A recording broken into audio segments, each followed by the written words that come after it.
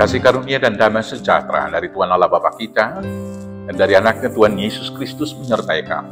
Amin. Selamat pagi saudaraku, dengarkanlah firman Tuhan menuntun kita melakukan semua pekerjaan baik untuk Tuhan hari ini. Saya akan bacakan dari Injil Yohanes 5 ayat 17, demikianlah firman Tuhan. Tetapi ia berkata kepada mereka, Bapakku bekerja sampai sekarang, maka aku pun bekerja juga. Demikianlah firman Tuhan. Bapak Ibu saudara-saudaraku yang terkasih dalam Yesus Kristus,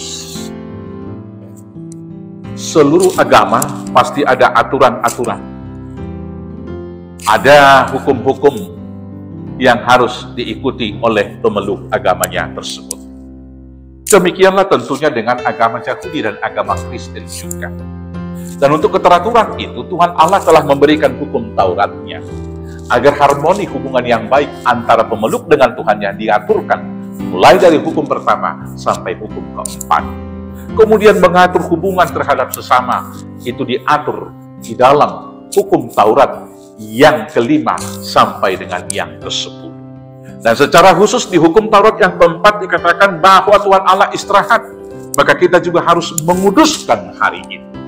Tentunya yang mau dikatakan di sana, kita harus memberikan waktu yang khusus bergaul dengan Tuhan melalui ibadah dan doa kita. Dan tentu tujuan dari semua pemberian hukum Taurat itu adalah untuk keteraturan. Dan tujuan yang lebih mulia lagi, supaya Tuhan dimuliakan. Dan tentu pemeluk agama itu harus mendapat berkat dari keteraturan dan hukum yang diberikan. Itulah tujuan utamanya. Tapi dalam perjalanannya dan dalam prakteknya, kadang-kadang hukum Taurat itu dipakai untuk menghakimi sesama dan membenarkan diri sendiri. Dan karena alasan kepatuhan yang membabi buta bisa saja karena memenuhi hukum Taurat, maka prinsip utama yaitu kasih di dalamnya terhilang. Karena untuk memenuhi hukum Taurat terutama Sabat, maka kalau ada kecelakaan, maka itu menjadi alasan untuk tidak menolong. Itu yang terjadi bagi umat Yahudi. Demikian juga karena Sabat itu, kemudian mereka melakukan penghakiman satu dengan yang lain. Dan itulah yang mereka lakukan kepada Tuhan Yesus. Ketika Tuhan Yesus menyembuhkan seorang yang sakit di kolam Bethesda, bertepatan dengan hari Sabat.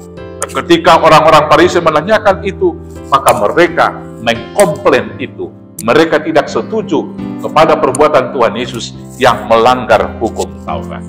Bapak Ibu saudara-saudaraku yang terkasih, untuk menjawab itu maka Tuhan Yesus mengatakan, Bapakku bekerja sampai sekarang, maka aku pun bekerja juga. Benar, pada hari ke-7 Tuhan Allah berhenti mencipta segala sesuatu, tapi pekerjaan untuk menyelamatkan manusia, mengasihi dan memberikan kebutuhan hidup untuk manusia, Tuhan Allah tidak pernah berhenti bekerja. Maka demikian juga dengan kita.